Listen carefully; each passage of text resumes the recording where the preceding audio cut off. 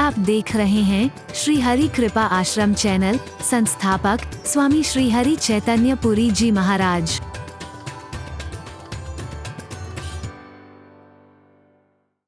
इतना विरोधाभास रखते हैं, वो क्या सत्य को पहचानेंगे? माना कि प्रदूषण को भगवान के अलावा कोई मार नहीं सकता, लेकिन मैं परीक्षा लेके देखूंगा, मेरी परीक्षा में पास हुए तब भगवान, वरना तो राजकुमार हैं। फिर तो उनकी सुंदर स्त्री सुना है साथ में, उसका हरण करके ले आऊंगा। और हुआ तो यही ना, स्त्री हरण करके ही लाया, फिर राजकुमार ही सिद्ध हुए। उसकी परीक्षा क्या थी? मैं ऐसा हिरण बना रहा हूं जो न भूतो न भविष्यति, न कभी हुआ था न कभी होगा। ऐसा अद्भुत है। अगर वो हिरण के पीछे भागते हैं तो राजकुमार हैं, सुंदर हिरण देखा, शिकार करने चल दिए। और अगर नहीं भागते हैं तो अंतर्यामी है, पहचान गए ये तो नकली हिरण है। नकली चीज के पीछे तो एक आम आदमी नहीं भागता, भगवान क्यों भागेगा भाई? अंतर्यामी भगवान क्यों भागेगा? अगर हिरण के पीछे भागते हैं, मेरी परीक्षा ये है, तब तो वो आम राजकुमार है, और नहीं भागते हैं तो भगवान है। लेकिन राम तो भागे, हरि बोल। तो उसकी परीक्षा में क्या सिद्ध हुए? बोलो ना। तभी जिंदगी भर उसे मंदोदरी ने समझाया, हनुमान ने समझाया, अंगद ने समझाया, कुंभकर्ण ने समझाया, माल्यवंत ने समझाया, यहां तक कि मारीच ने समझाया। किसने नहीं समझाया उसे? लेकिन उसके समझ में नहीं आया। क्यों? मैंने परीक्षा लेके देखा, वो भगवान हो ही नहीं सकता है।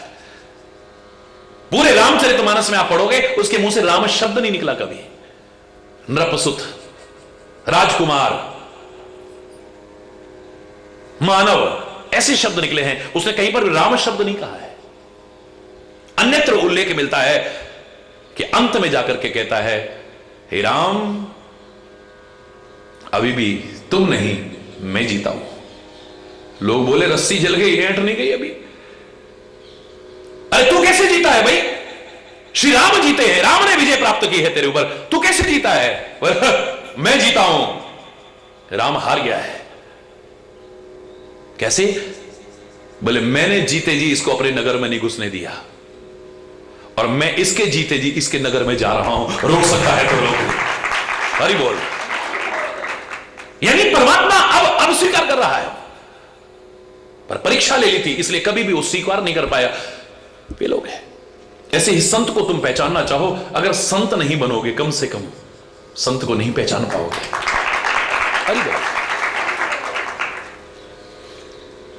वही क्रियाओं को देख करके, वही आचरण को देख करके, वही आडंबर को देख करके, क्योंकि अंतर तो तुम झांक नहीं सकते हो, कई बार धोखा खा जाते हो। सीता तक धोखा खा गई। सन्यासी का इतना सुंदर वेश है, भगवे वस्त्र हैं, त्रिपुंड लगा हुआ है, त्रिशूल हाथ में है, कमंडल हाथ में है, मालाएं लटकी हुई हैं, यह है वह है, भ्रमित हो गई। हरि बोल। काल ने भी सन्यासी का वेश बनाया, हनुमान जी जैसे चक्कर खा गए।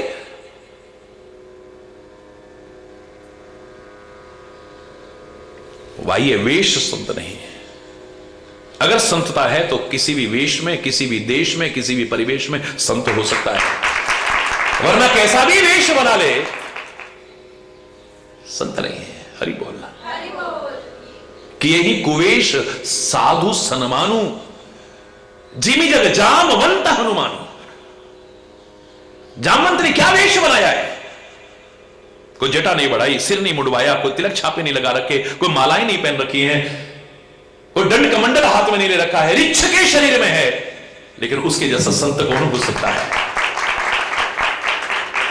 मेरे पवन पुत्र हनुमान ने क्या वेश बनाया है? कोई भगवे वस्त्र नहीं पहन रखे, कोई सफेद वस्त्र नहीं पहन रखे, कोई तिलक छापे नहीं लगा रखे, कोई ये नहीं, कोई वो नहीं, कोई वाही आडंबर कुछ नहीं है, लेकिन उसके जैसा संत और भक्त कौन हो सकता है? परमात्मा का ही स्वरूप कह दे तो कोई अतिशयोक्ति नहीं है। बोलो पवन सुत हनुमान की।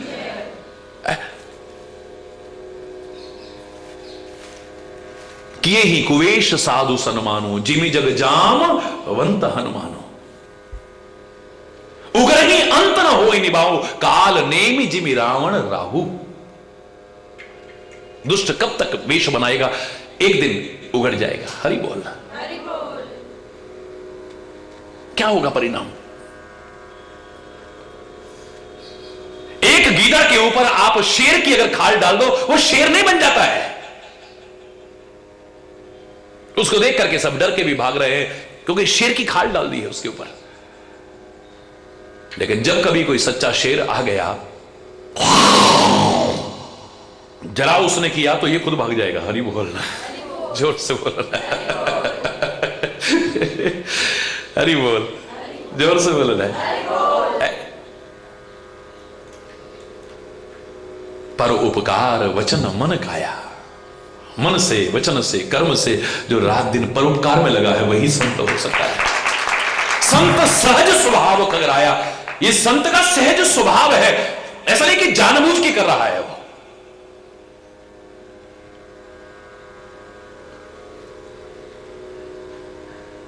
वृक्ष को पता है कि वो उपकार कर रहा है, मालूम है उसको? बोलो ना, वृक्ष को समझ है क्या वो उपकार कर रहा है? मतलब ही नहीं, स्वाभाविक हो रहा है, स्वाभाविक। इसलिए वृक्ष को कभी अहंकार नहीं हुआ है। जीवन भर जब भी उसमें कभी फल लगे वो झुकता है, विनम्रता आती है, अकड़ नहीं आती उसमें कभी भी। कोई पत्थर भी मारे तो फल दे देता है, उसने कभी विरोध नहीं किया है। अपने धन का एक एक टुकड़ा तक समाज के काम में देता। टुकड़े टुकड़े लोग कर रहे हैं, लेकिन कोई फर्नीचर बना रहा है, कोई पलंग बना रहा है, कहीं जलाने के काम आ रहा है, कहीं किसी काम आ रहा है, कहीं किसी काम आ रहा है। बोलो, नदी को पता है कि मैं उपकार कर रही हूं, मतलब ही नहीं है, इसलिए उसके अंदर अहंकार नहीं है। हम जब समझने लग जाते हैं ना, तो हमारे अंदर अहंकार आने की संभावना हो जाती है। एक वाक्य मैंने कल और कहा था, जो मैंने मैसेज में हर एक जगह पूरे भारतवर्ष में भी बाहर भी भेजा। क्या वाक्य था? ज्ञान का अहंकार तो हो जाता है, लेकिन अहंकार का ज्ञान नहीं होता है। ज्ञान का अभिमान तो हो जाता है जल्दी से, लेकिन अभिमान हमारे अंदर है, इसका ज्ञान नहीं हो पाता है, नष्ट कर देता है, पता ही नहीं चलता है। हमारे अंदर अभिमान नहीं है, इससे खतरनाक अभिमान और कोई नहीं है। यह भी अभिमान का एक रूप है। जोर से बोला है। स्वाभाविक कर रहा है, स्वाभाविक हो रहा है, इसलिए मैं उसे परोपकार नहीं कहता हूं। और संतों के लिए मैं कह भी दूंगा, चलो वो परोपकार कर रहे हैं, कम से कम हरि चैतन्य के लिए कोई कहे तो मुझे ये शब्द ही स्वीकार नहीं है। मैंने जब पहली बार एक संत सम्मेलन में कहा था, लोग बड़े गुण गा रहे थे, हरि चैतन्य जी बड़े परोपकारी हैं, बड़े बड़े संत लोग कह रहे थे, तो मैंने अपना वक्तव्य जब प्रारंभ हुआ, मैंने इतना ही कहा, आप ये शब्द मेरे लिए इस्तेमाल न करें कृपया। मैं और कुछ भी हो सकता हूं उसकी कृपा से, लेकिन परोपकारी कभी नहीं बनूंगा। क्या कह रहे हैं आप? संत को तो परोपकारी कहते हैं। मैंने कहा आप एक बात बताइए, संत के लिए पराया कौन होता है? तो सारे संत चुप। मैंने कहा बोलिए, संत के लिए पराया कौन होता है? बोले संत के तो सब अपने हैं। जब सब अपने हैं तो फिर परोपकार कहां करता है? वो जो भी कर रहा है अपनों पर कर रहा है, और अपनों पर किया हुआ परोपकार नहीं कहलाता है। बोलिए, ये पर शब्द तो तभी आएगा ना जब किसी को पराया समझेगा। तो अपने बच्चों का आप पालन पोषण करते हैं, इसे परोपकार कहोगे तुम? बोलो ना। सर्दी आ रही है, उनके लिए गरम गरम कपड़े लेके आ रहे हो, परोपकार कर रहे हो। स्कूल में एडमिशन दिला रहे हो, फीस भर रहे हो, उनके ट्यूशन का इंतजाम, परोपकार कर रहे हो तुम। जिसको तुम पर समझते हो, जब उसकी सहायता करते हो, वो परोपकार की श्रेणी में आता है। लेकिन सच्चा संत किसी को पराया समझता ही नहीं है। ना कहूं सो दोस्ती, ना कहूं सो वैर। हरि बोल रहा है। उसके सब अपने हैं, वरना उसके अलावा है कौन अपना है? उसके नाते से सब, नाते नेह राम के मनियत सुहृद सुसेव्य जहां लो। उसके नाते से सब अपने हैं, वरना अपना कौन है? या कौन है अपना, कौन पराया? आज तक कोई नहीं समझ पाया, तो तू कहां से समझ पाया? हरि बोल रहा है, जोर से बोल रहा है। परोपकार वचन मन काया, संत सहज स्वभाव खगराया। ये सहज स्वभाव है उसका, कोई दिखावा नहीं है, कोई नाटक नहीं है, कोई आडंबर नहीं है, स्वाभाविक उपकार हो रहा है। मैं तो कहता हूं संत बोलता भी है तो उपकार के लिए, चलता है तो उपकार के लिए, यहां तक कि भोजन भी करता है तो वो भी उपकार के लिए कर रहा है, क्योंकि उसका उद्देश्य भोजन नहीं है, शरीर रक्षा मात्र है, मात्र शरीर रक्षा। जितने से शरीर रक्षा हो जाए बस उतना ही, क्योंकि ये शरीर चलेगा तो समाज को और कुछ दे सकूंगा, वरना भार बन जाऊंगा। हरि बोलना। शरीर की रक्षा करना भी एक उत्तरदायित्व है हमारा, लेकिन इसके लालन पोषण में न लगे रहे हम हर समय। परोपकार वचन मन काया, संत सहज स्वभाव खगराया। संत सही पर दुख परहित लागी। मैं विरोध नहीं करूंगा, उन्होंने पर शब्द का इस्तेमाल किया है आपकी भाषा के अनुसार, आपके स्तर पर, क्योंकि आपको सुना रहे हैं, आप ये करते हो इसलिए आपको कहा गया है, वरना तुलसी भी जानता था कि संत के लिए तो कोई पराया हो ही नहीं सकता है, मुझे लगता है। अरे बोल, क्योंकि आपके स्तर पर बोल रहा है, जन सामान्य की भाषा बोल रहा है। संत सही दुख पर हित लागी। सच्चा संत दूसरों के लिए दुख भी उठाता है रात दिन। इनको सुख मिल जाए बदले में मुझे दुख मिल जाए, तैयार है। इनके दुख इनके कष्ट भी अपने ऊपर लेने को तैयार हो जाता है। पर दुख हेतु असंत अभागी। जो दूसरों के दुख का कारण बनता है वही असंत है, वही दुष्ट है। और संत असंत में क्या भेद हो सकता है? एक कष्ट पाकर के दूसरों को सुख पहुंचा रहा है, एक अपने सुख के लिए दूसरों को कष्ट में डाल रहा है, मुसीबत में डाल रहा है। यही दुष्टता है, ये असंतता है। खाने पीने की चीजों में मिलावट क्यों कर रहे हो? नकली दवाइयां तक क्यों बेच रहे हो? नशीले पदार्थों का सेवन करा के लोगों के घरों के चिराग क्यों बुझा रहे हो? मुझे सुख मिल जाए, उसका भ्रम है। वो धन में सुख ढूंढता है ना, मुझे धन मिल जाएगा, मुझे सुख मिल जाएगा, उसका ये भ्रम है। इसके लिए दुनिया को मुसीबत में डाल रहा है। लोग बीमार हो रहे हैं, लोग मर रहे हैं। कई बार तो सुनने के बाद में अब ये सोचने पर मजबूर हो जाता आदमी, क्या खाऊं, क्या पीऊं मैं, है? हवा शुद्ध नहीं रह गई, पानी शुद्ध नहीं रह गया, खान पान शुद्ध नहीं रह गया, त्योहार आ गए तो मिठाइयां शुद्ध नहीं है, नकली नकली पकड़े जा रहे हैं। हरि बोलना, जोर से बोलना। दूध शुद्ध नहीं है, क्या खाए आदमी, क्या पिए? एक किसान को हम बड़ा अच्छा मानते हैं, क्योंकि भारत कृषि प्रधान देश है, और मैं तो कहता हूं ऋषि प्रधान देश भी है। एक किसान को हम बड़ी अच्छी नजर से देखते थे, लेकिन वो भी अब आज ऐसा हो गया है, जरा से स्वार्थ के पीछे रात को लौकी में इंजेक्शन लगाता है, इतनी बड़ी हो जाती है क्योंकि पैसे थोड़े ज्यादा मिल जाएंगे। अरे बोलना, रंग रहा है उन्हें, केमिकल से रंग रहा है, गंदे रंगों से रंग रहा है सब्जियां, जिससे ताजा नजर आए, धोखा दे रहा है। हरि बोलना।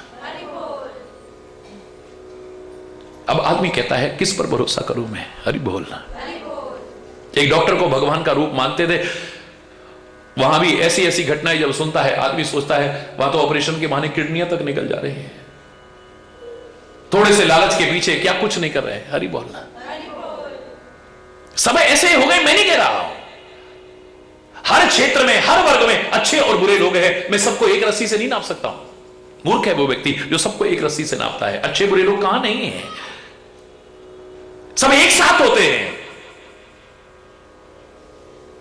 गुलाब के पौधे पर देखो तो फूल भी है, कांटा भी है, वहीं पर हैं दोनों।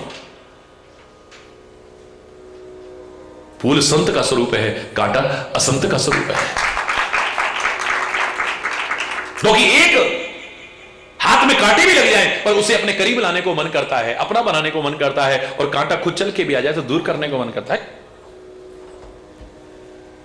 यही अंतर है जीवन में। साथ रहे, सब एक साथ है, पैदा भी एक साथ हो रहे हैं, वहीं पर जोंक पैदा हो रही है, वही कमल पैदा हो रहा है। एक संत का स्वरूप है, एक असंत का स्वरूप है। संत दूसरों के लिए कष्ट भी उठाने को तैयार है, इनको सुख मिल जाए। मैं तभी शहीदों को भी संत ही मानता हूं, सैनिकों को भी संत ही मानता हूं, महापुरुषों को भी संत ही। जितने ये लोग हैं जिन्होंने समाज के लिए कुछ किया है, इन्हें आजादी मिल जाए, ये गुलामी की जंजीरों से जो जकड़े हुए हैं ये छूट जाए, बदले में कोड़े भी पड़ रहे हैं, काले पानी की सजा, फांसी की सजा भी हंसते हंसते झेल रहे हैं, हंसते हंसते झेल रहे हैं। जिंदा दीवारों में छोटे छोटे बच्चे चिनवाए जा रहे हैं, लेकिन एक बार उफ नहीं कर रहे हैं, एक बार उफ नहीं कर रहे हैं। इनसे बड़ा संत कौन होगा? इनको सुख मिल जाए, बदले में हम चाहे कष्ट उठा लें। बड़े बड़े महापुरुषों के जीवन को उठाओ तो आज वो पूजा के लायक बने, पर कितने कष्ट उठाए उन्होंने। आज मूर्ति अगर पूजा के लायक बनी है या सजाने के लायक बनी है, कितनी छेनी और हथौड़ी की चोटें सहन की हैं, उठा के देखो कभी। संत सही दुख पर हित लागी, और पर दुख हेतु असंत अभागे। अभागे हैं ये लोग, दुर्भाग्यशाली हैं लोग जो किसी के दुख का कारण बनते हैं। भूरज तरु सम संत कृपाला, कृपालु संत कैसे हैं? भोजपत्र के पेड़ की तरह हैं, अपनी खाल निकलवा देते हैं। भोजपत्र की खाल निकालते हैं और उस पर पुराण लिखे जाते थे, ग्रंथ लिखे जाते थे, महापुरुष लिखते थे उन पर। आज भी जहां तहां मंत्रों वगैरह के लिखने के लिए छोटे छोटे इस्तेमाल, पहले तो पूरी पूरी निकालते थे। लेकिन याद रखना, ये भोजपत्र नीचे नहीं होता है, हिमालय की ऊंचाइयों में होता है। यानी संत बहुत ऊंचाइयों पर होते हैं, नीचाइयों पर नहीं होते। निम्नता में नहीं आ सकते हैं, उच्चता में आएंगे, उत्कृष्टता में आएंगे।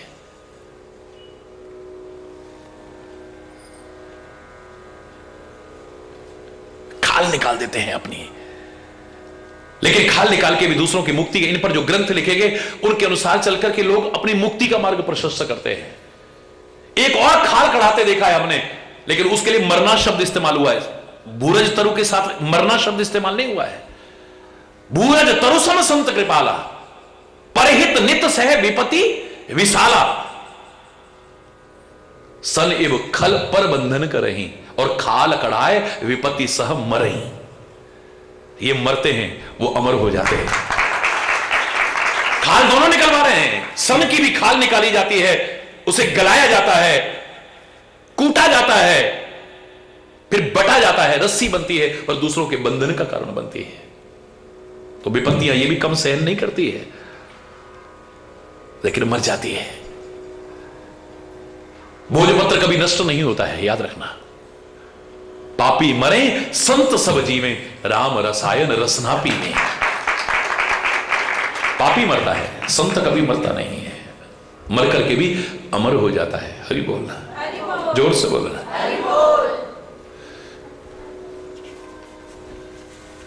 और संत असंत में क्या भेद जानना चाहते हो?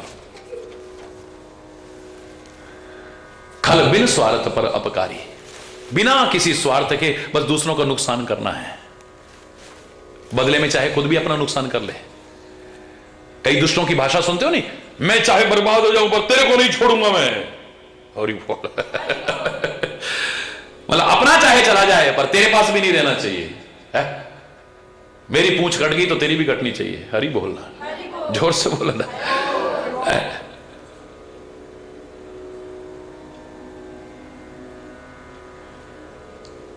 एक व्यक्ति ने तपस्या करी, उसे वरदान मिला कि तुम जो चाहोगे तुम्हें मिलेगा। बड़ा खुश हुआ, लेकिन अगला वाक्य सुनकर के बड़ा दुखी हुआ, लेकिन तुम्हारे पड़ोसी को दुगना मिलेगा। हरि बोलना। बोले यार मुझे मिले ये तो ठीक है, पर पड़ोसी को दुगना, तपस्या करूं मैं और हरि बोलना।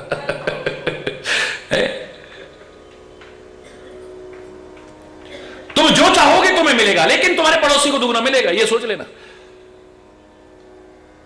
मेरा मकान बन जाए, आलीशान मकान बना, पर पड़ोसी के, बोलो ना। मेरे पास गाड़ी हो जाए, गाड़ी हो गई, पर पड़ोसी की, हरि बोलोगे, जोर से बोलो ना।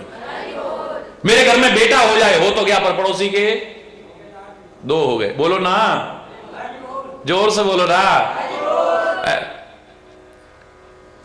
मेरे बैंक में इतना पैसा हो जाए, हो गया, लेकिन उसका दुगना हो गया। अब जो मांगे वो पड़ोस में दुगना हो जाए, अब उसको और आग लगे।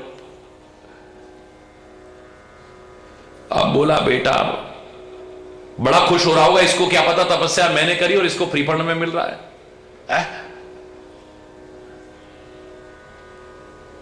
बड़ा खुश हो रहा होगा कि मेरे पास ये आ गया, उसको ही नहीं पता कैसे आ रहा है। मैं मांगता हूं तब इसको दुगना मिलता है। चलो ठीक है, मैं चाहे बर्बाद हो जाऊं पर इसको भी नहीं देख छोड़ूंगा मैं। भगवान मेरी गाड़ी में आग लग जाए, हरि बोलना। गाड़ी में आग लगी, पड़ोसी की दोनों खाक, जो मांगेगा दुगना मिलेगा ना।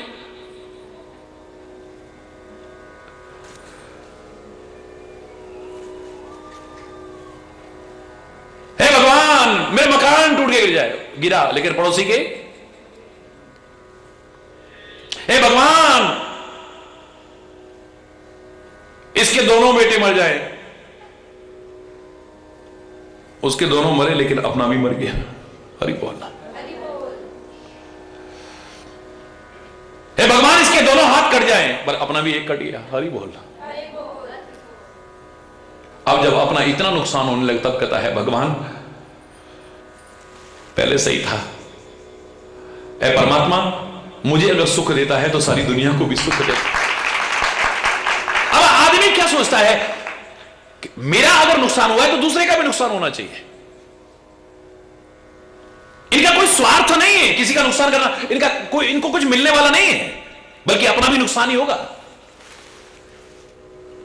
अगर ओला फसल को बर्बाद करेगा तो ओले को क्या मिलेगा? बोलो, कुछ मिलेगा?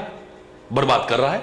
अच्छी भली फसल पकी खड़ी थी, सब बर्बाद कर दी। गरीब आदमी बेचारा रो रहा है, बिलख रहा है, पर ओला भी बर्बाद तो हो ही जाएगा, बचेगा तो नहीं।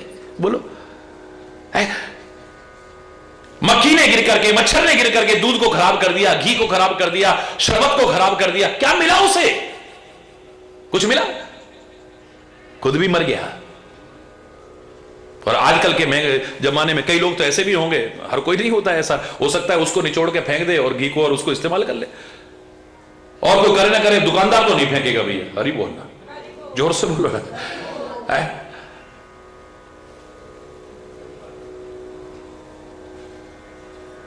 जो किसी का नुकसान करेगा, नुकसान उसका भी होगा, अच्छा नहीं हो सकता है। कुल्हाड़ी अगर किसी को काटेगी, याद रखना, तो काटते काटते नुकीलापन खत्म हो जाएगा। एक दिन फिर उसको भी भट्टी में डाला जाएगा, तपाया जाएगा, और घन और हथौड़े की चोट मारी जाएंगी, तब फिर काटने लायक बनेगी। जो किसी को नुकसान पहुंचाएगा वो बचेगा नहीं। हरि बोल। आज नहीं तो कल हो सकता है, एक बार काटा कुछ नहीं बिगड़ा, 2 बार काटा, 10 बार काटा, 1 महीना काटा, 2 महीने सही चल रही है, लेकिन एक दिन उसका काटते काटते नुकीलापन खत्म हो जाएगा। फिर क्या होगा? हरि बोल। भट्टी में डलेगी, ये तपाई जाएगी, और फिर पीटा जाएगा इसको घन और हथौड़े से। बोलो, अब इनको कुछ मिलता नहीं है, दुष्ट आदमी को बस किसी का नुकसान करना है बेवजह। सांप ने अगर किसी को काटा, आदमी मर गया, उसे क्या मिलेगा? बोलो, उसका पेट भर जाएगा। किसी जीव जंतु को उसने छोटे मोटे को खाया होता तो उसका पेट भी भरता शायद, लेकिन एक अच्छे भले इंसान जा रहा है, उसके पैरों में काट दिया, वो मर गया बेचारा। वो क्या मरा? पूरा परिवार मर गया है। जीते जी मर गए बेचारे लोग, जिनका एक ही कमाने वाला था वो खत्म हो गया। वो खेत में मेहनत कर रहा था, बेचारे को सांप ने काट दिया, जीवन चला गया। सांप को क्या मिला ये बताओ? क्या मिला? मिला कुछ? भाई यही दुष्ट है, उसे मिलता कुछ नहीं है, फिर भी नुकसान करना है। चूहे को क्या मिला? भाई गेहूं को, चावल को काटता, कुछ खाता, पेट भरता, लेकिन अच्छा भला कालीन 50,000 का आदमी लेके आया, 1 लाख का लेके आया, काट दिया। चलो इन चीजों को छोड़ो, वेद पुराण रखे थे, रामायण रखी थी, गीता रखी थी, कुरान रखी थी, बाइबल, उसकी निगाह में तो सब काट छाट के बेकार कर दिया। क्या मिला उसको? पेट भरा उसका? बोलो ना, चूहे को क्या मिला? उसको कुछ नहीं मिला है, लेकिन बर्बाद कर दिया सब कुछ। आपके कपड़े, अच्छे भले कपड़े, आपके कंबल, आपकी दरियां, सब काट छाट के बेकार कर दी, नाश कर दिया, नुकसान कर दिया। इतना क्या मिला उससे चूहे को? दुष्टों की प्रवृत्ति यही है, चूहे और सर्प की तरह, कि उनको मिलता जुलता कुछ नहीं है, लेकिन दूसरों को नुकसान पहुंचाना है। यही दुष्टता की पहचान है, यही असंतता की पहचान है, और क्या है? हरि बोल। बर संपदा विनाश नसाही, दूसरों को नुकसान पहुंचा के अपना भी नुकसान कर लेते हैं। जैसे फसल बर्बाद करके ओला भी बर्बाद हो जाता है। दुष्ट जब भी आगे बढ़ेगा, समझ लेना कि दुनिया को नुकसान पहुंचाएगा, और संत जब भी आगे बढ़ेगा, सारी दुनिया को प्रकाशित करेगा और सुखी करेगा। जैसे सूर्य जब उदय होता है तो सर्वत्र प्रकाश होता है, अंधकार का निवारण होता है, लोग ठोकरों से बचते हैं। चंद्रमा जब उदय होता है तो रात्रि में भी लोग उसके प्रकाश का लाभ उठाते हैं और ठोकरों से बचते हैं। संत का अभ्युदय जैसे जैसे बढ़ेगा, चंद्रमा की कलाएं जैसे जैसे बढ़ेंगी, अंधकार में भी प्रकाश होगा। सूर्य जैसे जैसे ऊपर बढ़ेगा, जितना बढ़ेगा उतना ही प्रकाश फैलेगा। चंद लोगों की अपवाद स्वरूप नहीं कहता कि उनको अच्छा लगे, हो ही नहीं सकता है। मैंने कल भी कहा था, उल्लू को अच्छा नहीं लगेगा सूर्य का उदय होना, चोर को अच्छा नहीं लगेगा सूर्य का उदय होना, आलसी आदमी को अच्छा नहीं लगेगा सूर्य का उदय होना। कमल तो खिलेंगे लेकिन कमल नहीं मुरझा जाएंगी, उनको अच्छा नहीं लगेगा सूर्य का उदय होना। अंधकार को अच्छा नहीं लगेगा सूर्य का उदय होना। भोगी विलासी को सूर्य का उदय होना अच्छा नहीं लगेगा, उनको रात ही अच्छी लगती है। अन्यथा सूर्य जैसे जैसे आगे बढ़ेगा, चंद्रमा जैसे जैसे उसकी कलाएं बढ़ेंगी, सारे संसार को लाभ पहुंचाएगा। संत जितना तरक्की करेगा, जितना आगे बढ़ेगा, उतना ही समाज को लाभ पहुंचाएगा। दुष्ट जितना तरक्की करेगा, समझ लो कि उतना ही नुकसान का मार्ग बढ़ रहा है। दुनिया के लिए उतनी मुसीबत तैयार करेगा। यथा प्रसिद्ध अधम ग्रह केतु, जैसे जब केतु उदय होता है तो कुछ ना कुछ अनिष्ट ही होता है। हरि बोलना, जोर से बोलना है।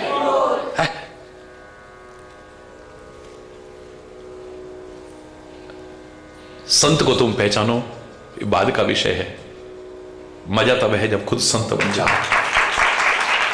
दुष्टता को दूर करके, असज्जनता को दूर करके सज्जनता हमारे अंदर आ जाए। समझ लेना कि तुम्हें संत कहीं ढूंढने की आवश्यकता नहीं है, यही मिल जाएगा तुम्हें। हरि बोलना। और जब संत मिलता है, सुख मिलता है। व्यक्ति धर्मानुसार जीवन जीने लगता है, धर्म को जीवन का अभिन्न अंग बना लेता है। तो अगला प्रश्न आता है, सबसे बड़ा धर्म क्या है? फिर करेंगे चर्चा शेष कल। आज यहीं पर अगर कोई गलत शब्द निकला हो उसके लिए क्षमा चाहता हुआ अपनी वाणी को विराम दूंगा। एक बार जोर से बोलेंगे, धर्म की, अधर्म का, प्राणियों में, विश्व का, गौ माता की, भारत माता की, गंगा माता की, संत समाज की, भारत की देवियों की, भक्त समाज की।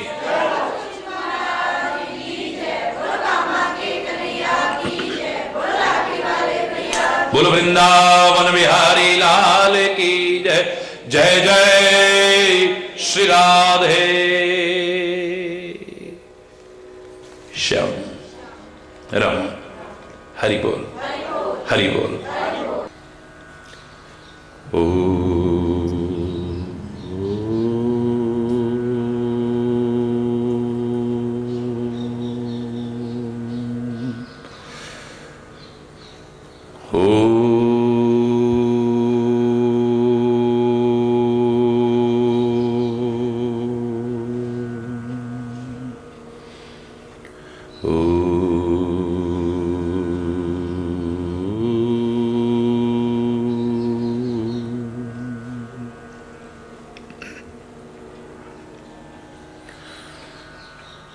सर्वे भवन्तु सुखिनः,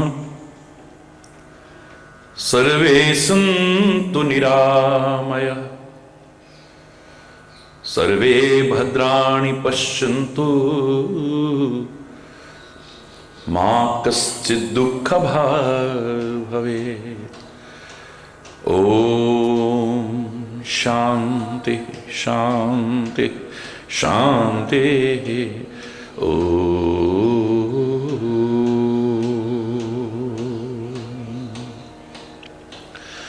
त्वमेव माताश्च पिता त्वमेव, त्वमेव बन्धुश्च सखा त्वमेव, त्वमेव विद्या द्रविणो त्वमेव,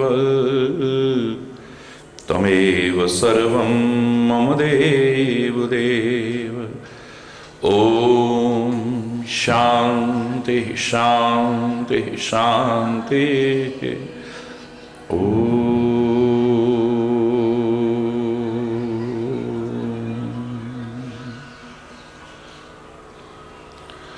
चैतन्य शाश्वतं शान्तं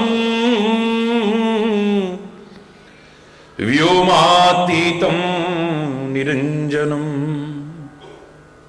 नादबिन्दुसमाश्रितम् मधुकलातीतं तस्मै श्री गुरवे नमः। तस्मै श्री गुरवे नमः। ओम शांति शांति शांति।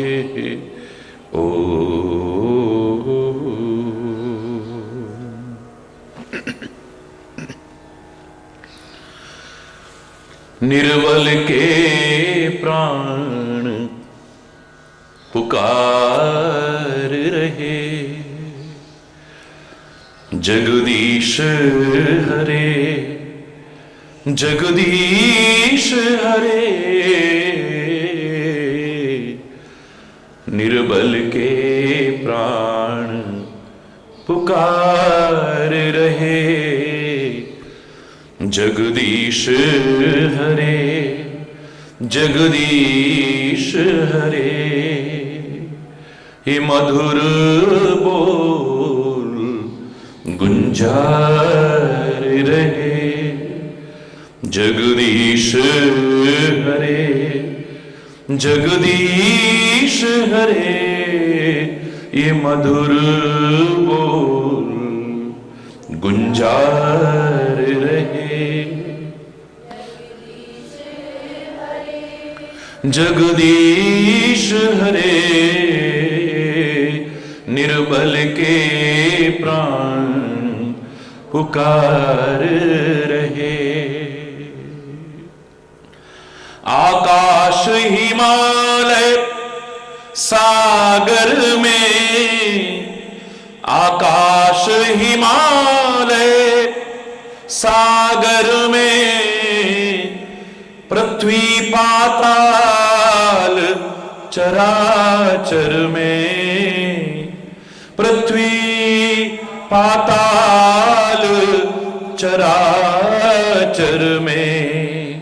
ये मधुर बोल गुंजार रहे, जगदीश हरे जगदीश हरे। ये मधुर बोल गुंजार रहे, जगदीश हरे जगदीश हरे। निर्बल के प्राण पुकार रहे, जगदीश हरे। श्वासों के स्वर झंकार रहे, जगदीश हरे जगदीश हरे। श्वासों के स्वर झंकार रहे,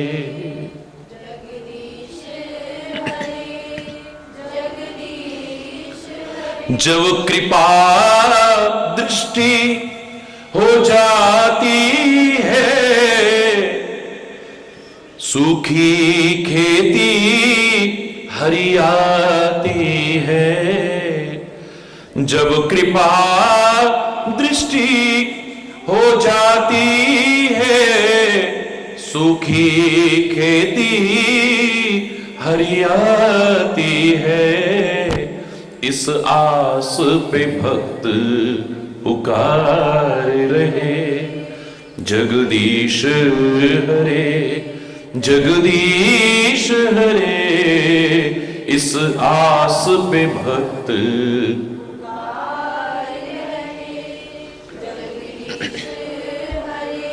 जगदीश हरे। श्वासों के स्वर झंकार रहे, जगदीश हरे जगदीश हरे। श्वासों के स्वर झंकार रहे, जगदीश हरे जगदीश हरे। निर्बल के प्राण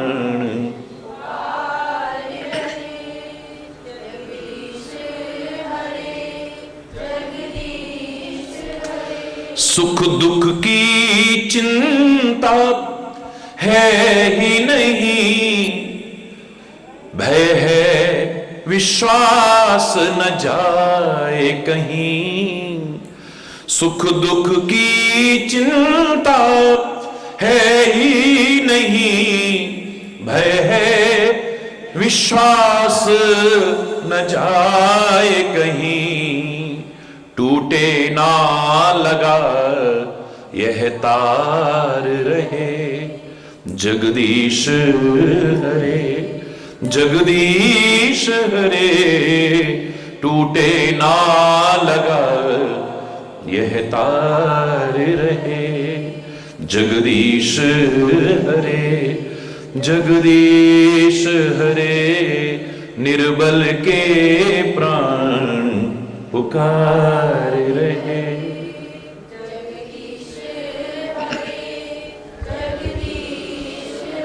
श्वासों के स्वर झंकार रहे, जगदीश हरे जगदीश हरे, श्वासों के स्वर झंकार रहे, जगदीश हरे जगदीश हरे जगदीश हरे जगदीश हरे।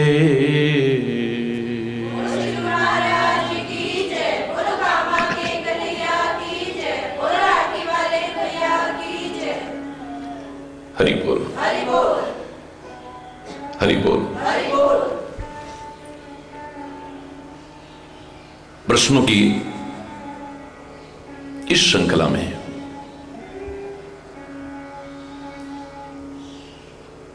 अगला प्रश्न पिछले प्रश्न से ही जुड़ा हुआ है।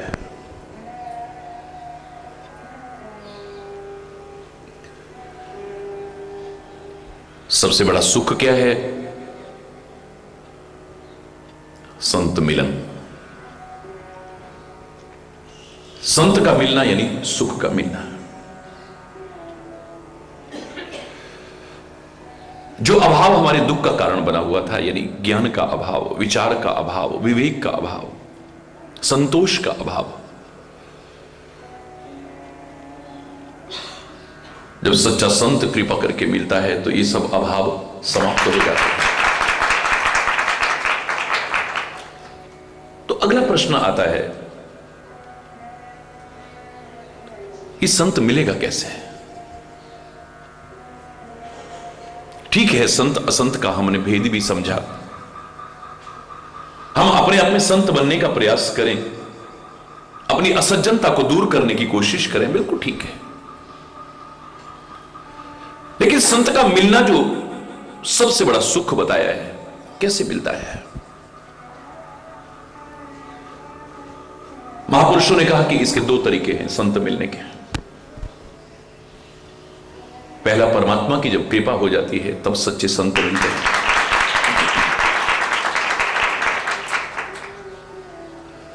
जब परमात्मा कृपा करके देखते हैं,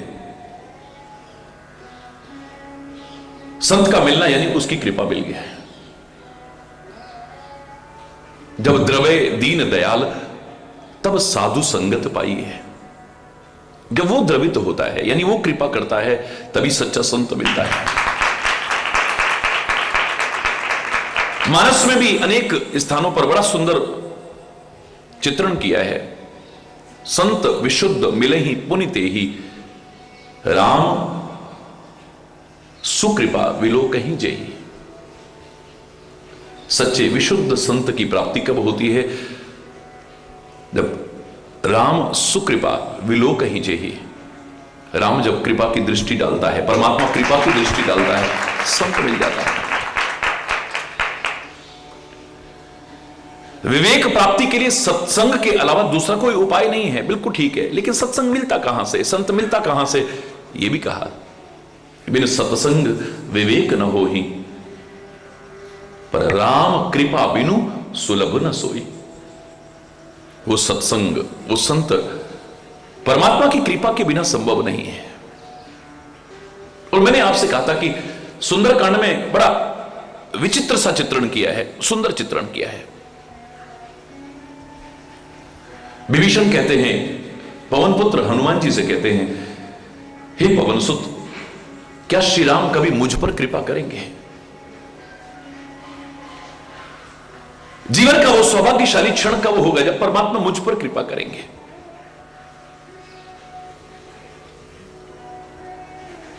तो संत का इशारा ही काफी होता है समझदार के लिए। हनुमान जी ने कुछ इशारा किया, आगे कोई और प्रसंग आता ही नहीं है। विभीषण की वाणी बदल जाती है। जो रघुवीर अनुग्रह कीन्हा, तो तुम मोहि दर्श हठ दीना। कितना अज्ञानी हूं मैं, कितना मूर्ख हूं मैं। कह रहा हूं कभी भगवान कृपा करेंगे, कभी भगवान कृपा करेंगे, कभी भगवान कृपा करेंगे। हे पवन पुत्र, तेरे जैसा सच्चा भक्त, तेरे जैसा सच्चा संत जबरदस्ती आकर के लंका में मुझे दर्शन दे रहा है, लंका जैसी पवित्र नगरी में।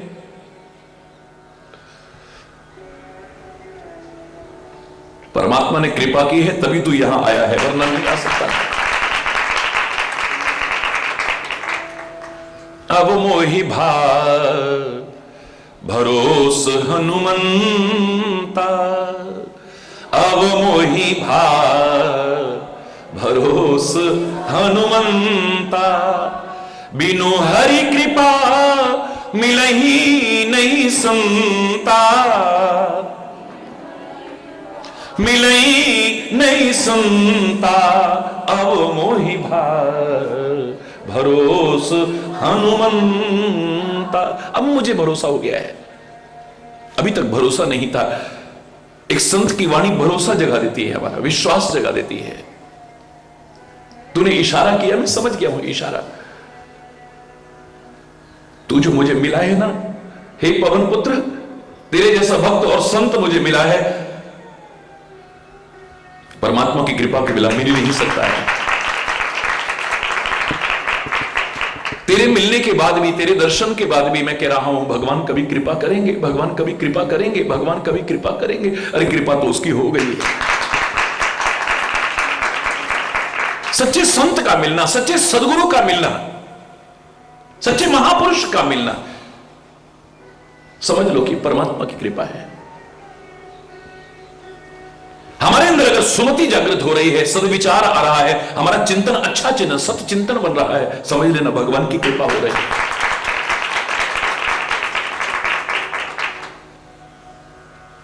क्या और कोई उपाय नहीं है कि संत मिल जाए? भगवान की कृपा से तो सच्चे संत मिलते हैं, बिल्कुल ठीक है। जो अभी कृपा पात्र न बन पाए हों, उनको संत कैसे मिलेगा? हरि बोलना। क्या और कोई उपाय नहीं है? तो दूसरा उपाय है,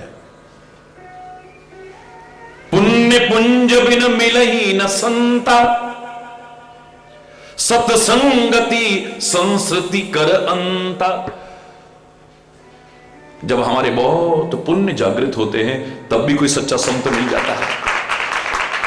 हमारे जब कोई पुण्य जागृत होते हैं, हमारे पुण्यों का संचित भंडार जब जगता है, कुछ ऐसे अच्छे कर्म कभी हमसे हुए होंगे, अभी तो नहीं लगता है कि हमसे हो रहे हैं। कोई भंडार है हमारा, अब का नहीं तो पहले का होगा। जब हमारे पुण्य जागृत होते हैं तब भी कोई सच्चा संत मिलता है। और इसीलिए अब अगला प्रश्न क्या आता है?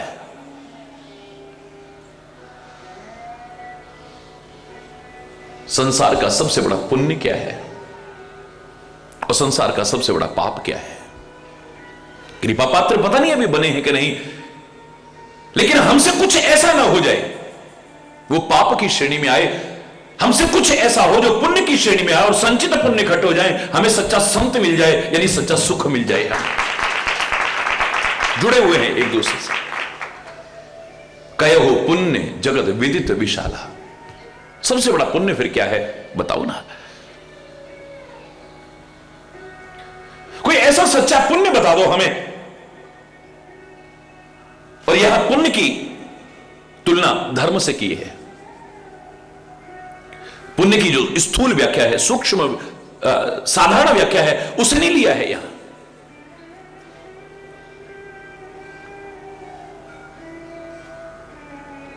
किसी महापुरुष ने कहा, चार वेद खंड शास्त्र में बात मिली है दोए, दुख दीने दुख होत है, सुख दीने सुख होत है। अच्छा और बुरा बाहर ढूंढने की आवश्यकता नहीं है आपको, पाप और पुण्य की परिभाषा बाहर ढूंढने की आवश्यकता नहीं, आपको अपने अंतर से मिल जाएगी। सही गलत की परिभाषा ढूंढने की आवश्यकता नहीं, आपको अपने अंतर से मिल जाएगी। क्या सही है क्या गलत है महाराज जी? मैंने कहा, तुझे को गाली देता है कैसा लगता है, बोलना हरि बोल, मत देना, यही बुरी बात है। तुझे बुरा लग रहा है ना, तेरा कोई अपमान करता है, तुझे कैसा लगता है, सच बता। इसका मतलब ये अच्छी बात नहीं है, तेरी आत्मा बता रही है, मत करना किसी का अपमान। कोई तेरे साथ दुर्व्यवहार करता है, तेरे प्रति दुर्भावनाएं रखता है, तुझे अच्छा नहीं लगता है, तो अच्छी बात नहीं है ये।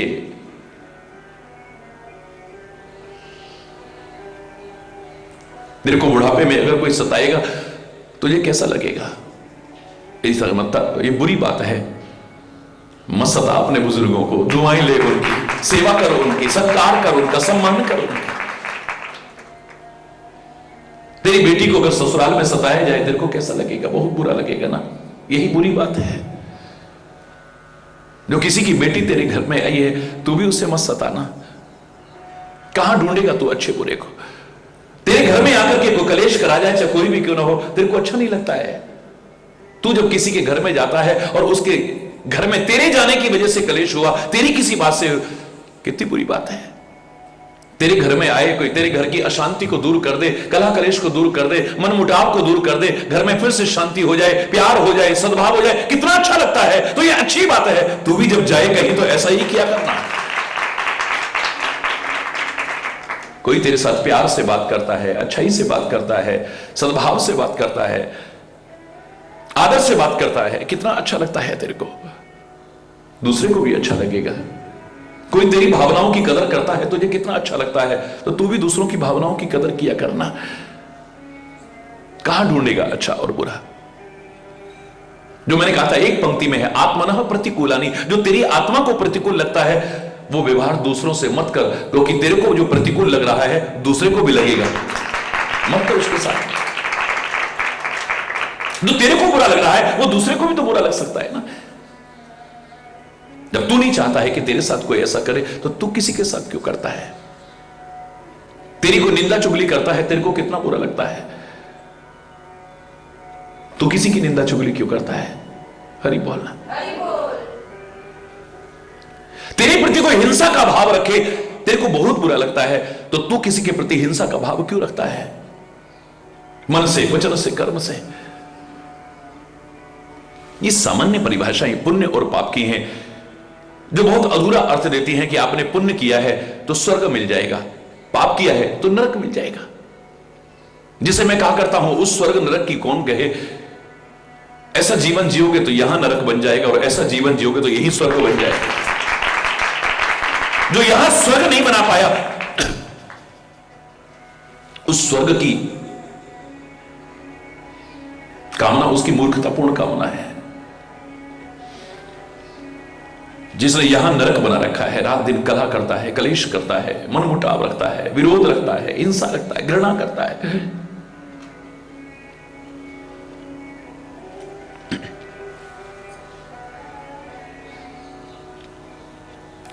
वो कहां बचेगा उस नरक से? और यहां पर अधूरी बात नहीं कर सकते हैं हम। पुण्य अपने आप में बहुत बड़ी चीज नहीं है। पूछ लिया है कि सबसे बड़ा पुण्य क्या है, लेकिन पुण्य अपने आप में बड़ी चीज नहीं है। पुण्य किया तो स्वर्ग मिल जाएगा, लेकिन कब तक? जब तक पुण्य है। जिस दिन तुम्हारे पुण्य खत्म हुए, फिर पृथ्वी लोक पर आ गए तुम। तो स्वर्ग भी मानव जीवन के परम पुरुषार्थ नहीं हो सकती है। स्वर्ग प्राप्ति भी, स्वर्ग हो स्वल्प अंत दुखदाई। स्वर्ग भी स्वल्प है और अंत दुखद है इसका। कोई आप ऐसे पुण्य कर लिया तो स्वर्गों में चले जाएंगे, ऐसा करेंगे तो नरकों में चले जाएंगे, ये पहली क्लास की व्याख्याएं हैं। हम रामायण का निचोड़ निकाल रहे हैं, निचोड़, सार। और रामायण का सार खाली रामायण का सार नहीं है। छयो शास्त्र सब ग्रंथन को रस, मुनि जन धन संतन को सर्वस सार, अंश सम्मत सब ही की आरती श्री रामायण जी की। सारे वेदों का शास्त्र है ये, निचोड़ों, सारे पुराणों का शास्त्र निचोड़ है ये, इनका सबका सार है ये, निचोड़ है ये। तो एक सामान्य चीज के लिए हम चर्चा नहीं कर सकते हैं यहां पर कि हां सबसे बड़ा पुण्य क्या है, बताओ क्या करोगे, पुण्य कर लोगे तो स्वर्ग चले जाओगे, नरक से बच जाओगे, लेकिन कब तक?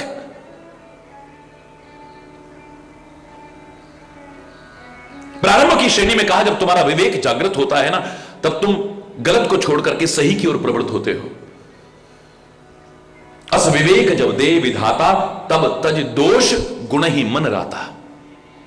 आदमी दोषों को परित्याग करके गुणों को ग्रहण करता है, गलत को छोड़ करके सही करने लगता है, निषेध का परित्याग करके विधि सम्मत कार्य करता है।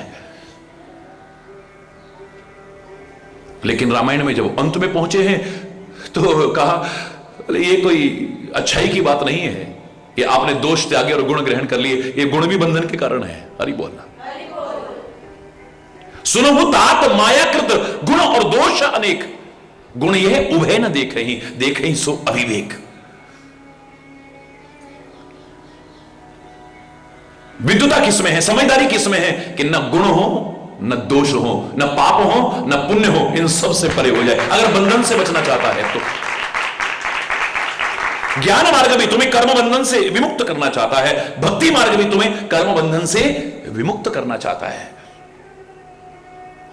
ज्ञान की पराकाष्ठा भी यही कहेगी आपसे कि अपने आप को अकर्ता अनुभव करो, नाटक नहीं, सचमुच अनुभव करो। ये जो कर रहा है शरीर, इंद्रियां, मन, बुद्धि, चित्त, अहंकार कर रहा है, मैं आत्मा हूं, निर्लिप्त हूं, मात्र दृष्टा हूं, करता नहीं। कृतज्ञताभिमान से रहित होना ही कर्म बंधन से बचना है, बस कर्तापन के अहंकार से बचना ही। अरे बोल, बंधन से बचना है। और भक्ति मार्ग भी क्या कहता है, मैं नहीं कर रहा हूं, मेरा आपकी कृपा से सब काम हो रहा है, करते हो तुम कन्हैया, मेरा तो नाम हो रहा है। मैं जो कर रहा हूं तेरा कर्म समझ करके तुझको अर्पित करते हुए कर रहा हूं।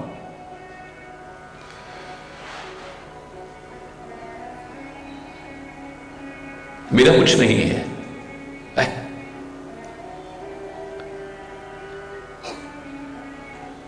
कर्मकांड में भी आप जब ये भाव रखते हैं तो उच्चता की ओर जब चलते हैं, आप यज्ञ इत्यादि में बैठते हैं, हर आहुति के बाद में हम क्या कहते हैं, इदम न मम। क्या कहते हैं, इदम न मम, मेरा नहीं है ये, मैं जो भी अर्पित कर रहा हूं तेरे दिए में से एक अंश अर्पित कर रहा हूं, मेरा नहीं है, और सब तेरे को अर्पित कर रहा हूं, तेरा ही है। खाली जवान से नहीं है कि तन मन धन सब है तेरा, स्वामी सब कुछ है तेरा, तेरा तुझको अर्पण क्या लागे मेरा। खाली जवान से तो सारी जिंदगी गाया, लेकिन मन ने कभी विचार ही नहीं करा इस पर। यही गाने के बाद थोड़ी देर बाद, मेरा तन बहुत दुखी, तन मेरा ही है मेरा ही, मेरा तन बहुत बेकार हो गया है, मेरा मन बड़ा भटकता है, मेरा ही रहा, तेरा करे कहां तूने, मेरा मन बड़ा अशांत है, जब भी कहेंगे मेरा ही कहेंगे उसे। हरि बोल, मेरा तो धन बर्बाद हो गया, मेरा ही रहा। जवान कह रही थी तन मन धन सब है, हरि बोल, तो दी ये वस्तु गोविंद, तेरे को ही अर्पित कर रहा हूं, ये तेरा ही है, तेरा तुझको अर्पण क्या लागे मेरा। यहां हर क्षेत्र तुम्हें कर्तापन के अहंकार से बचाने की कोशिश, कृतज्ञताभिमान से बचाने की कोशिश कर रहा है। मैंने परसों एक वाक्य क्या कहा था, ज्ञान हो गया इसका अहंकार तो है, लेकिन अहंकार हो गया इसका ज्ञान नहीं है। हरि बोल, जोर से बोलो। नारद जैसे को पता ही नहीं चला है, काम पर विजय प्राप्त कर ली, क्रोध पर विजय प्राप्त कर ली, पता ही नहीं चला। उर अंकरे गर्भ तरु भारी। ज्ञान का अभिमान तो है, लेकिन अभिमान का ज्ञान नहीं है कि मुझे अभिमान है।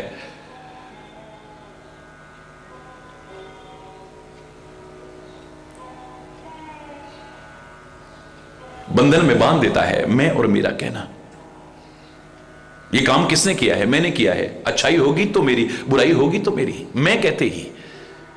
ये भोजन किसने बनाया है? ये मैंने बनाया है। जिसने कहा बंध गया है वो अच्छाई और बुराई से। ये सामान कौन लेकर के आया है? मैं लाया हूं, मैं कहते ही बंध गया। चाहे लाखों लोग बैठे हो, अच्छा होगा तो प्रशंसा होगी, गलत होगा। सामान खरीदना भी नहीं आता, देख के नहीं ला सकते थे। हरि बोलना, इससे बचाना चाहता है। वो कहते गुण ये उभय न देखे ही सो अविवेक। गुण भी देख रहे हैं, दोष भी देख रहे हैं, पाप भी हैं, पुण्य भी हैं, तो समझ लेना अभी अविवेक है, विवेक नहीं है। हरि बोलना। तो यह पाप और पुण्य की जो परिभाषा दी जा रही है, यह सामान्य परिभाषा नहीं है। इतने उच्च स्तर की चिंतन की जब धारा प्रवाहित होती है तो फिर ये नीचे के स्तर की बातें नहीं आती हैं। फिर वो मात्र स्वर्ग और नरक तक की कल्पनाएं और जल्पनाएं नहीं होती हैं। फिर सच्चे धर्म को आत्मसात करने का संदेश उभर करके आता है।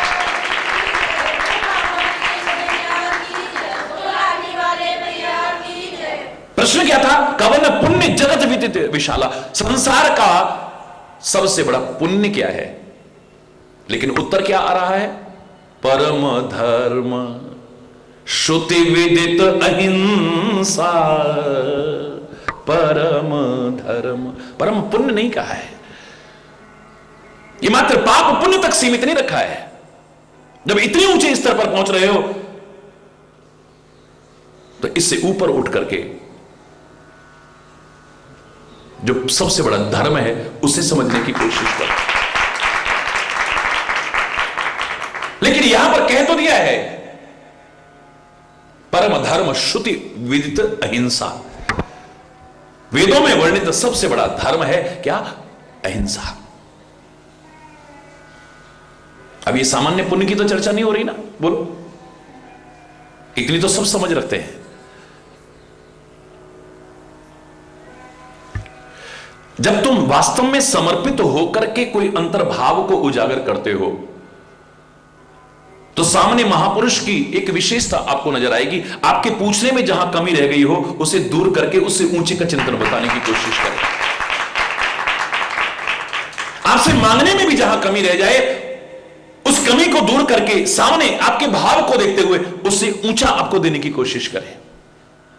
मनुष्य रूपा मांग लो, क्या मांगना चाहते हो? क्या मांगा? चाहो तुम ही समान सुत, तुम्हारे जैसा बेटा चाहते हैं। हरि बोलना। क्या क्या भगवान ने हाँ मेरे जैसा मिल जाएगा कहा? हरि बोलना।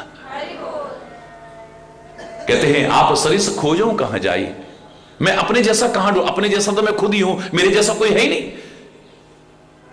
मैं अपने जैसा कहां ढूंढ करके लाऊं? मैं स्वयं ही तुम्हारा पुत्र बन करके आऊं। मैं स्वयं तुम्हारा पुत्र बन करके आऊंगा। ये मांगा भी तो अधूरा क्यों मांगा? क्योंकि जो है और उसके जैसे में तो बहुत फर्क है। हरि बोल। सोना और सोने जैसा। हरि बोल। ये तो बहुत बड़ा अंतर हो गया। जैसा कहते ही तो है।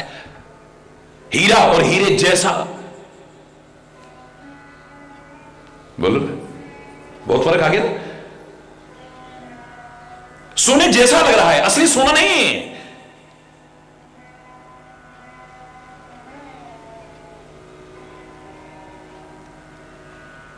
तभी तो कहा था हर दिखने पीली दिखने वाली धातु सोना नहीं होती है। अरे बोला धोखा मत खाइए। तो अधूरा मांगा, छोटी चीज मांगी है, अपने जैसा पुत्र दे दो। मैंने कहा नहीं, अपने जैसा नहीं, मैं खुद तुम्हारा पुत्र बन करके आऊंगा। यहां पूछ रहे कि पुण्य क्या है? संसार का सबसे बड़ा पुण्य क्या है? बोले इतने बड़े महापुरुष की शरण मिले, सत्संग की शरण मिले, और अभी पाप पुण्य तक ही सीमित रहे, गुण दोष तक ही सीमित रहे। अरे इससे ऊपर उठो। इससे ऊपर उठना क्या है? बोले सच्चा धर्म क्या है और सच्चा अधर्म क्या है।